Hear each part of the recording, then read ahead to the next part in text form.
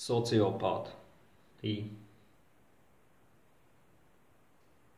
Vai tev nav apnicis, ka apkārt liela daļa puišu kļūst aizvien biežāk par sociopātiem?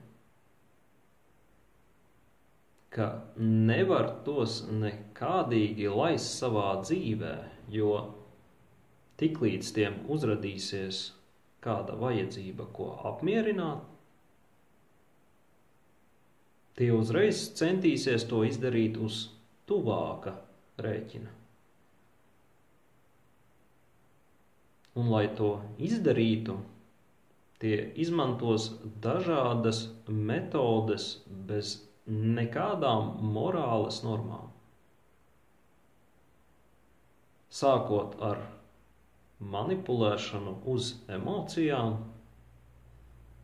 un beidzot pat līdz fiziskai iespaidošanai. Tie ir pieskatījušies dažādas apšaubāmas uzvedības video un dažādus amorālus porņikus, to visu internetā. Un tagad tie ir ieņēmuši, kā arī reālajā dzīvē to visu drīkst realizēt bez nekādiem ierobežojumiem, bez īstiem ieguldījumiem, bez kaut kā upurēšanas, tagad un tūlīt un tā tālāk. Kā piemēru varētu sociopātam minēt kādu puisi, kurš sociopāts un viņš lielās kā ietekmēs savu meiteni. Tak es sadevu viņai paiet balu, jo viņa nedeva. Jo, saproti, ja vecim vajag pist. Pie tam viņa man pēc tam laizīja ānusu par to, ka viņa nesaprata savu vietu.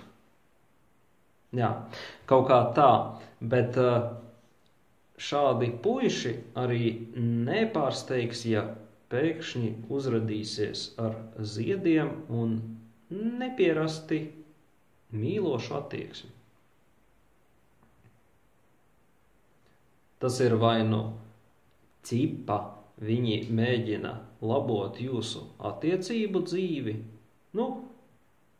vēl minot, ka varētu iesaistīt, pieņemsim, tavu māsu jūsu gultas lietās, kā risinājumu, ja. Vai nu viņi jūt, ka kontrole pār viņu mīļo upuri sāk zust un kaut kā ir jāievelk upuris atpakaļ. Jā.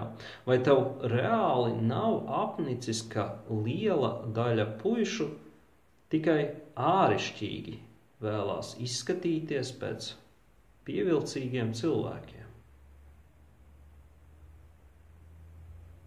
It kā ir daudz pārpublicētu labu, foršu citātu viņa interneta lapā, tas velk labas drēbes un lieto labas smaržas. Balītēs ir kruts džeks un sportu arī. Bet pēc tam atklājās, ka pēc darba tam nereti sanāk piekaut pa kādai grūtniecei autobusa pieturā,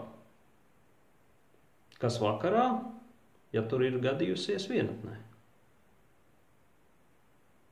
Bet šoreiz viņam gadījās piekaut grūtnieci, kas izrādījās ir tev pazīstama radiniece, un tāpēc tu to uzzināji. Jā. Jā, ko viņš varētu teikt? Tu atšuries no manis čali, man vienkārši vajadzēja nolaist tvaiku, jo darbs mani tā izbesīja, un pie tam kā es varēju zināt, ka tā ir tava radiniece? Jā. Ja vēlies saprast, kādi cilvēki ir tev reāli apkārt, uzraksti man uz WhatsApp, un es tev palīdzēšu saprast.